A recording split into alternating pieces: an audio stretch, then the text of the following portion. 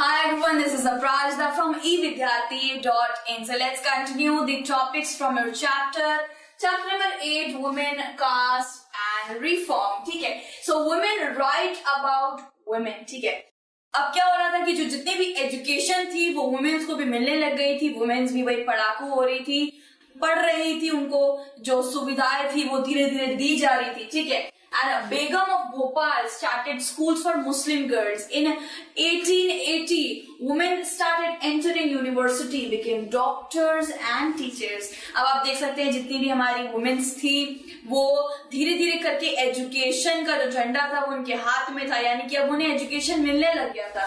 ठीक है, बहुत लोगों ने हेल्प करी भाई एजुकेशन लाने में. ईश्वर चंद्र विद्यासागर थे, राजा राम मोहन रॉय, दयानंद स्वामी, दयानंद सरस्वती जी थे.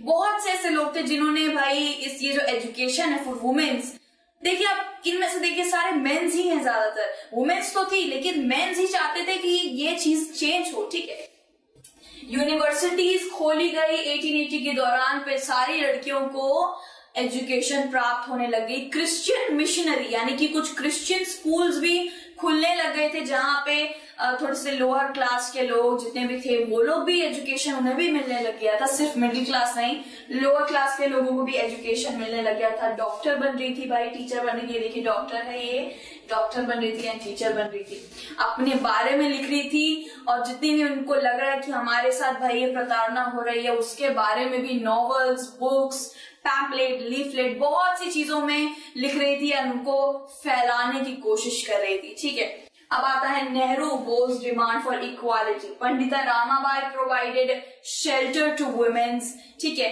Tarabai Shinde studied at home, wrote a book Stri Purush तुलना. ठीक है, अब सिर्फ मैंने जैसे बताया वुमेन्स ही नहीं, मेंस भी थे.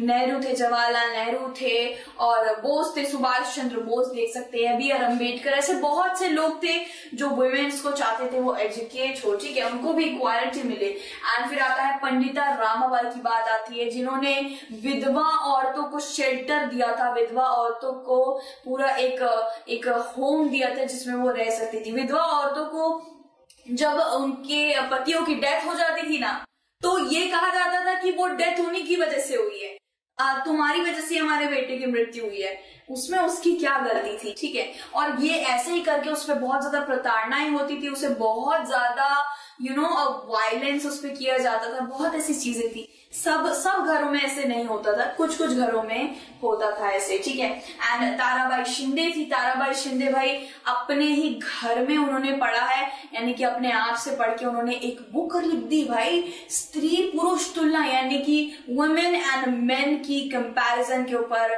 बुक भी लिख दी. वही बुक लिखना आसान बात नहीं होती है.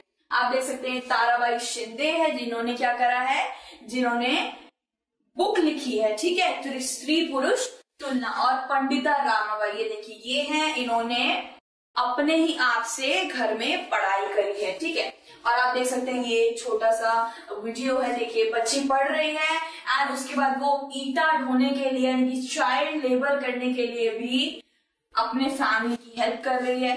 क्या होता था पहले, कुछ लड़कियां होती थी पढ़ाई भी करती थी साथ साथ काम भी करती थी घर के. सब देख सकते हैं कि मतलब पहले के टाइम में छोटी छोटी बच्चियों को पढ़ाना मतलब इम्पोर्टेंस ही नहीं दी जाती थी. उनकी शादी कर देना और बस उनको काम करवाना, घर के काम करवाना, उनको इतनी ज्यादा इम्पोर्टेंस ही नहीं दी गई. ठीक है, सो इसी के साथ हमारा ये जो टॉपिक था ये पूरा कंप्लीट हो चुका है. बाकी के टॉपिक हम नेक्स्ट वीडियो में कंप्लीट करेंगे. Till then take care, bye bye.